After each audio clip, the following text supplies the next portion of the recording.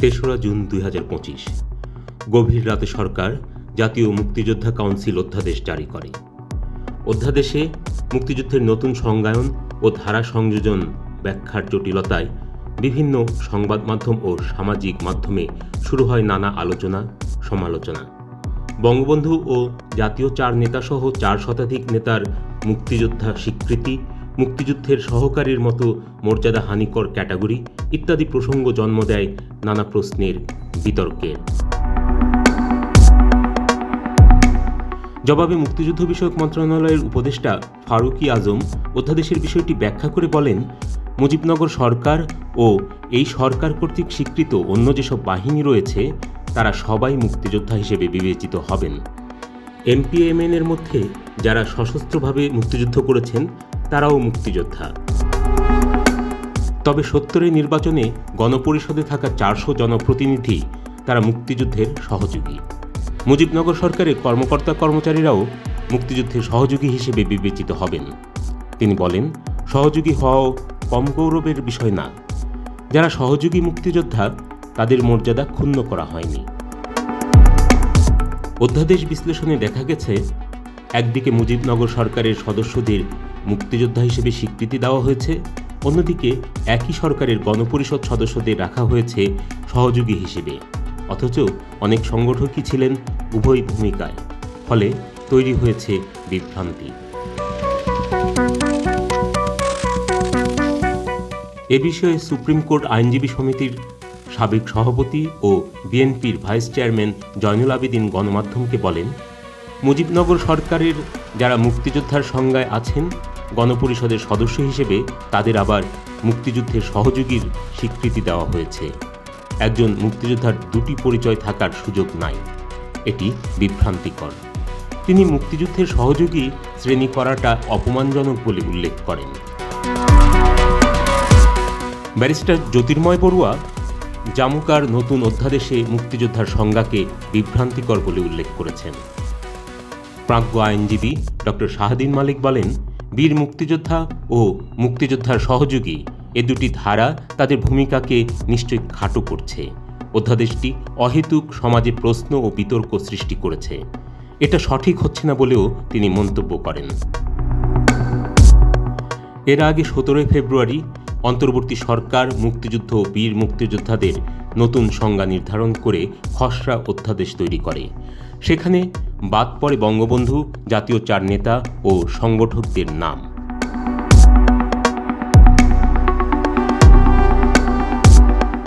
প্রথম দৃষ্টিতে এটি একটি প্রশাসনিক পদক্ষেপ, কিন্তু প্রশ্ন তৈরি হয়, এটি কি নিছক প্রশাসনিক সিদ্ধান্ত নাকি মুক্তিযুদ্ধের ইতিহাসকে চ্যালেঞ্জ জানানো?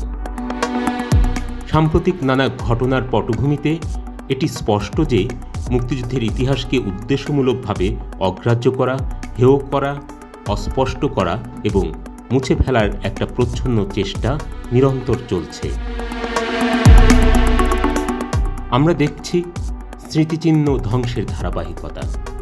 5 আগস্ট 2024 আওয়ামী লীগ পতনের পর মাত্র 9 দিনের ব্যবধানে 59টি জেলায় 1494টি ভাস্কর্য, মুরাল ও স্মৃতিস্তম্ভ ভাঙচুর হয়।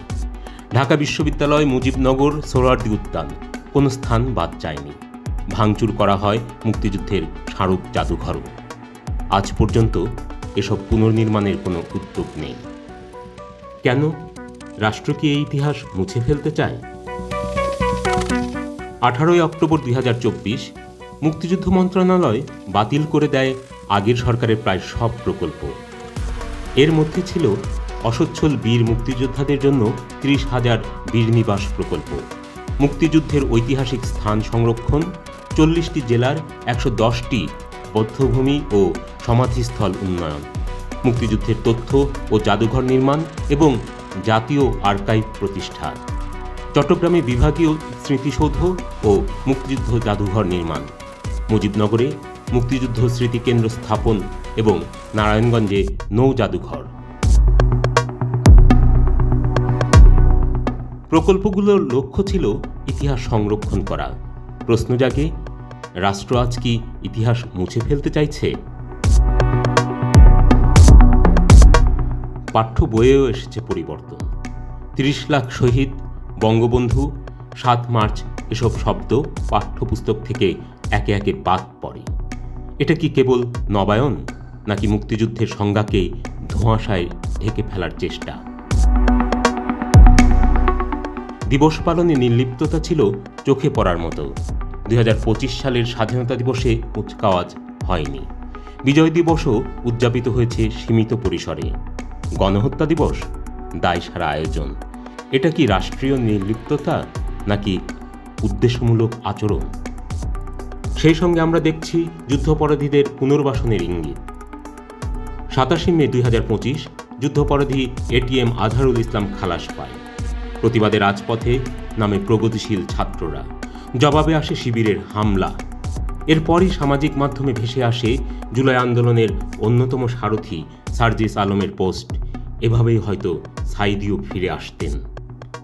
শাহবাগে দেওয়া হয় গোলাম আজমের পক্ষে স্লোগান, গোলাম আজমের বাংলায় আওয়ামী লীগের ঠাঁই নাই। যদি এটি বিচ্ছিন্ন ঘটনা না হয়, তবে প্রশ্ন ওঠে, এটা কি তবে যুদ্ধাপরাধীদের পুনর্বাসনের সূচনা?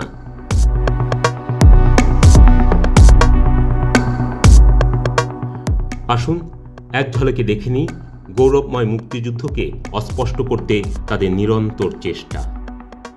9 আগস্ট 2024 ডক্টর ইউনূস বললেন, দ্বিতীয় স্বাধীনতা উপভোগ করেন সবাই। 5 থেকে 14 আগস্ট ভাঙচুর অগ্নিসংযোগ হয়েছে মুক্তিযুদ্ধের স্মৃতিস্মারক সহ 1494টি ভাস্কর্য, মুরাল ও স্মৃতিস্তম্ভে। 30 আগস্ট বরগুনা মুক্তিযুদ্ধ জাদুঘরে হামলা ও লুটপাট, মুক্তিযুদ্ধের স্মৃতি বিনষ্ট। 30 সেপ্টেম্বর জাতীয় সঙ্গীত ও সংবিধান পরিবর্তনের দাবি তোলেন গোলাম আজম পুত্র আবদুল্লাহিল আমান আজমি। 26 সেপ্টেম্বর নিউ ইয়র্কে ডক্টর ইউনূস বললেন, তরুণরা রিসেট বাটন চেপেছে, সব পুরনো শেষ। 26 অক্টোবর সার্জিস আলমের ঘোষণা, দ্বিতীয় স্বাধীনতা রক্ষায় জীবন দিতেও প্রস্তুত। 22 নভেম্বর জামায়াত আমিরের বক্তব্য, মুক্তিযুদ্ধের সময় বাধ্য হয়ে তারা পাকিস্তানি বাহিনীর পক্ষ নেয়।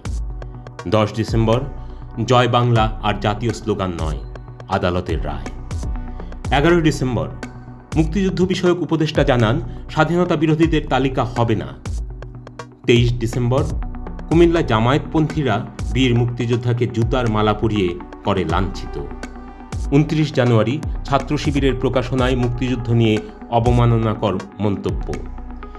3 মার্চ উপদেষ্টা ফারুকী বলেন, আবরার ফাহাদের স্বাধীনতা পদক মুক্তিযুদ্ধ ক্যাটাগরিতে হওয়া উচিত। 16 মার্চ স্বাধীনতা দিবসে কুচকাওয়াজ বন্ধ ঘোষণা। 19 মার্চ নরসিংদীতে শহীদ মিনার ভাঙচুর। 25 মার্চ জুলাই অভ্যুত্থানের চেতনার সঙ্গে সঙ্গতিপূর্ণ নয় ঘোষণায় সোহরাওয়ার্দী উদ্যানে মুক্তিযুদ্ধের ভেঙে ফেলা ভাস্কর্যগুলো নির্মাণ না করার সিদ্ধান্ত।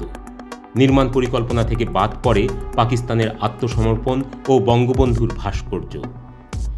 26 মার্চ বঙ্গবন্ধুকে স্বাধীনতার ঘোষক বলায় এসি ল্যান্ডকে অব্যাহতি, সিলেটে শহীদ মিনারে ফুল দিতে বাধা। 2 এপ্রিল ব্যারিস্টার ফুয়াদ বলেন, ভারতের চাপিয়ে দেওয়া মিথ্যা বিজয় দিবস পালন করছি। 27 এপ্রিল মুক্তিযোদ্ধার বক্তব্যে জামায়াত নেতার বাধা, কেড়ে নেওয়া হয় মাইক। 10 মে শাহবাগে জাতীয় সঙ্গীত গাইতে বাধা, একই দিনে গোলাম আজমের পক্ষে স্লোগান। 21 মে স্কুল কলেজের শপথ থেকে মুক্তিযুদ্ধ ও বঙ্গবন্ধু বাদ। 3রা জুন রাত জামুকার অধ্যাদেশ জারি, 4 শতাধিক মুক্তিযুদ্ধের সংগঠকের মুক্তিযোদ্ধা স্বীকৃতি বাতিল, তাদের সহযোগী হিসেবে চিহ্নিত। সব মিলিয়ে মনে হয় মুক্তিযুদ্ধ নিয়ে আজ আর কোনো মন্তব্য নয়, যেন চলছে ইতিহাস মুছে ফেলার কর্মযজ্ঞ। কি তবে ইতিহাসের বিরুদ্ধে যুদ্ধ? যারা একসময় এই দেশের জন্মের বিরোধিতা করেছিল, যারা গণহত্যা, ধর্ষণ, আগ্রাসনে পাকিস্তানের সহযোগী ছিল, আজ তারা সক্রিয় নতুন করে ইতিহাস লেখায়। এটা কেবল গৌরবময় অতীতের প্রতি অশ্রদ্ধা নয়, এটা ৭১-এর পরাজিত শক্তির তাদের মতো করে ভবিষ্যৎ রচনার নীল নকশা। এটা বাংলাদেশের রাষ্ট্রীয় ভিত্তিকে পাল্টে দেওয়ার এক পরিকল্পিত প্রক্রিয়া।